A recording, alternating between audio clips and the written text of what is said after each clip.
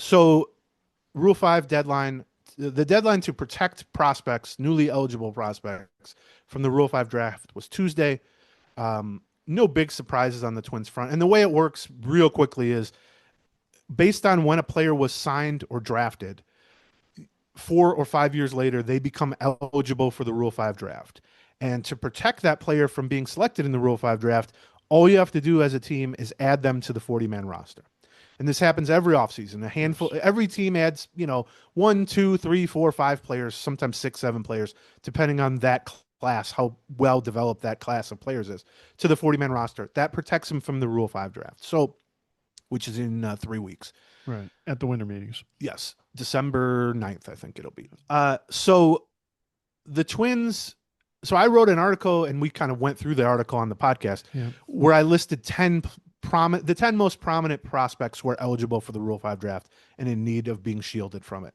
So they ended up protecting the top 5 names on my list, plus a 6th player in John Klein, who I had ranked 8th. But as we discussed on the podcast a few days ago, he was kind of a rising guy. So it's not surprised that he was the 6th protection.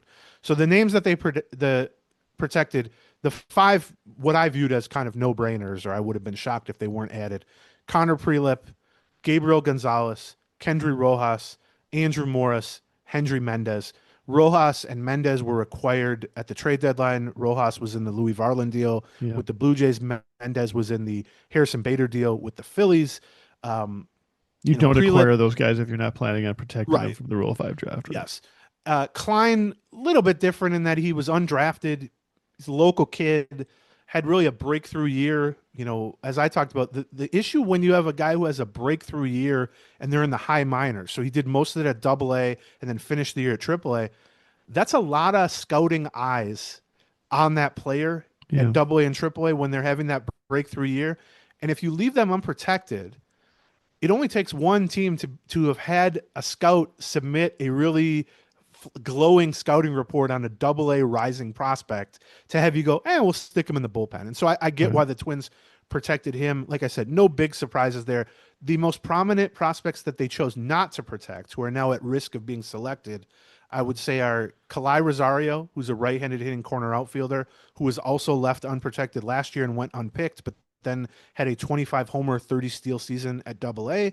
CJ Culpepper, who's been a off-injured but pretty effective right-handed starting pitcher who spent most last year at Double-A. He was left unprotected.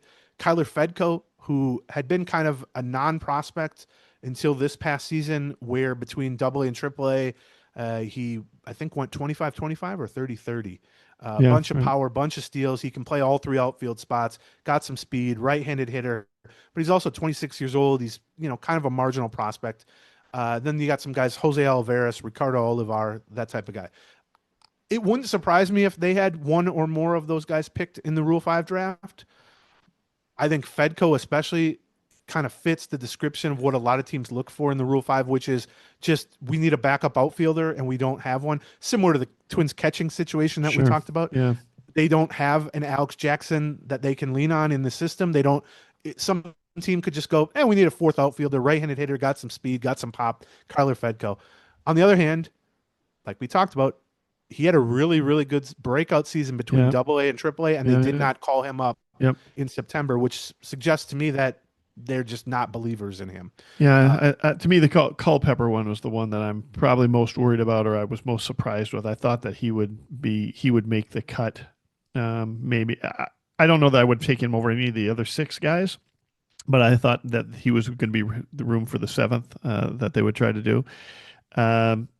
His prospect status definitely faded last year as he went through a 3rd year of sort of injuries, etc. But injuries aren't necessarily a bad thing in the Rule 5 for somebody that you grab on the Rule 5 draft. But ultimately, I think the fact that he seemed to be continuing to struggled with his control so much last year, Double-A ended up being a problem. But I don't know. We'll see. And welcome to the end of this video. There's lots more. For another, just click on one of these boxes. Or click on this circle in the middle to subscribe to all of our Twins Talk. Thank you. Gleeman